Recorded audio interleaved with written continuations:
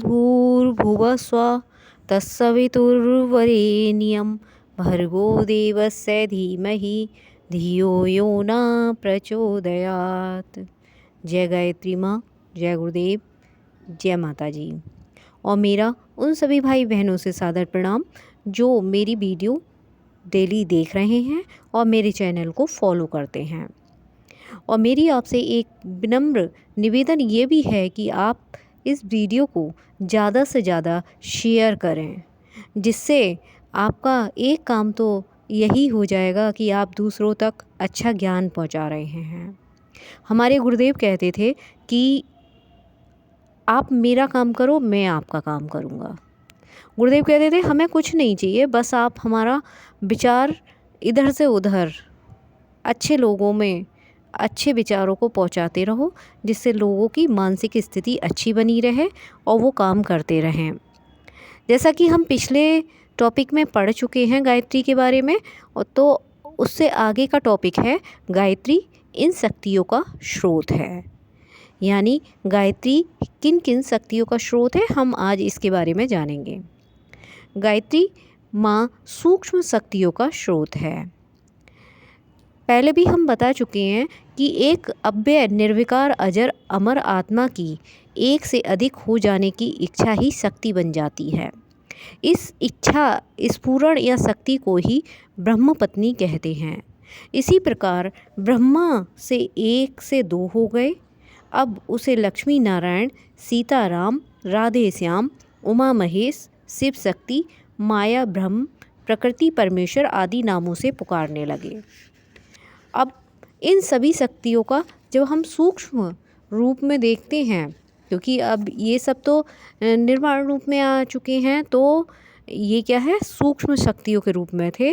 और इस शक्ति के द्वारा अनेक पदार्थों तथा प्राणियों का निर्माण होना था, इसलिए उसे भी 3 भागों में विभाजित किया ताकि अनेक प्रकार के मिश्रण तैयार हो सकें और विविध गुण कर्म स्वभाव वाले जड़ चेतन पदार्थ बन सकें।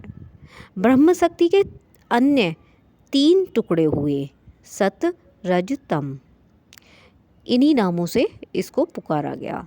सत का अर्थ है ईश्वर का दिव्य तत्व, तम का अर्थ है निर्जीव पदार्थों में परमाणुओं का अस्तित्व, रज का अर्थ है जड़ पदार्थों और ईश्वर दिव्य तत्व के सम्मिश्रण से उत्पन्न हुई आनंददायक चैतन्यता।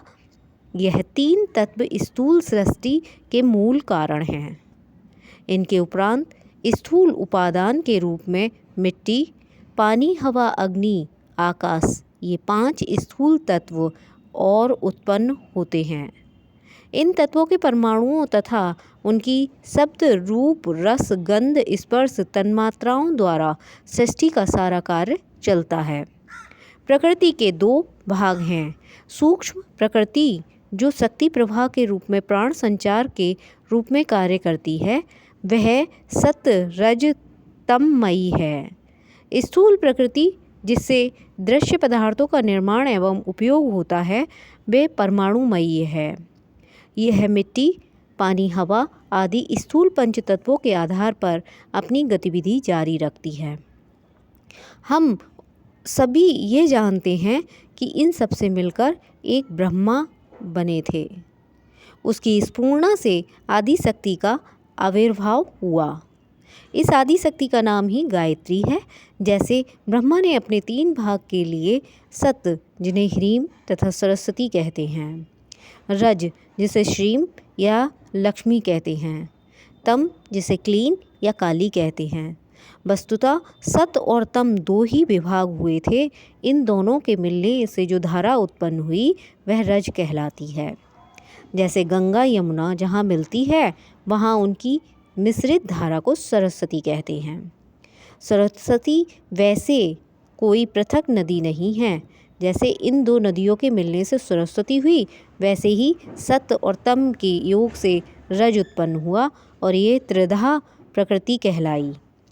अद्वैतवाद, द्वैतवाद और तेयत्वाद का बहुत झगड़ा सुना जाता है।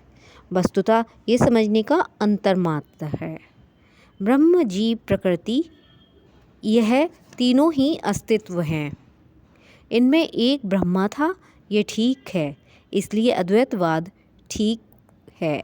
पीछे ब्रह्मा और शक्ति दो हुए, इसको द्वैतवाद भी कहते हैं। प्रकृति और परमेश्वर के संस्पर्श से जो रसानुभूति और चैतन्यता मिश्रित रज सत्ता उत्पन्न हुई वह जीव कहलाई।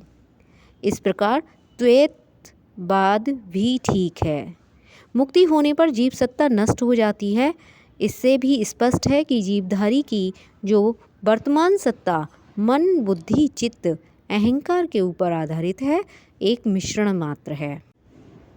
तत्व दर्शन के गंभीर विषय के प्रवेश करके आत्मा के सूक्ष्म विषयों पर प्रकाश डालने का यहाँ अवसर नहीं है। इन स्थूल और सूक्ष्म प्रकृति का भेद बताना ही संभव था, क्योंकि विज्ञान के दो भाग यहीं से होते हैं। मनुष्य की द्विधा प्रकृति यहीं से बनती है। पंचतत्वों द्वारा काम करने वाली स्थूल प्रकृति का अन्वेषण करने वाले मनुष्य भौतिक विज्ञानी कहलाते हैं। उन्होंने अपनी बुद्धि बल से पंचतत्वों के भेद उपभेदों को जानकर उनसे अनेक लाभदायक साधन प्राप्त किए। रसायन, कृषि, विद्युत, वाष्प, शिल्प, संगीत, भाषा, साहित्य, वाहन, गृह निर्माण, चिकित्सा, शासन, खगोल विज्ञान, शास्त्र, अस्त्र, दर्शन, भू परिशोध आदि अनेक प्रकार के सुख साधन खोज निकाले और रेल, मोटर, तार, डाक, रेडियो, टेलीविज़न, फोटो आदि विविध वस्तुएं बनाने के बड़े बड़े यंत्र निर्माण किए। धन, सुख, सुविधा और आराम के साधन सुलभ हुए।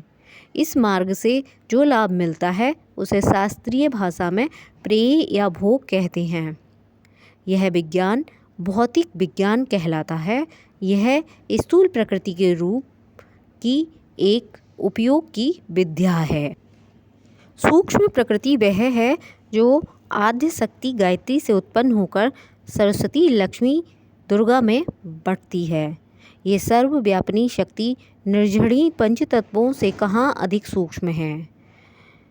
जैसे नदियाँ के प्रभाव में जल की लहरों पर वायु के आघात होने के कारण कल कल से मिलती जुलती ध्वनियाँ उठा करती हैं, वैसे ही सूक्ष्म प्रकृति की शक्ति धाराओं से तीन प्रकार की शब्द ध्वनियाँ उठती हैं। सत प्रभाव में है ह्रीम, रज प्रभाव में श्रीम और तम प्रभाव में क्लीम शब्द से मिलती जुलती ध्वनि उत्पन्न होती है। उससे भी सूक्ष्म ब्रह्म कमल ओमकार ध्वनि प्रभाव है।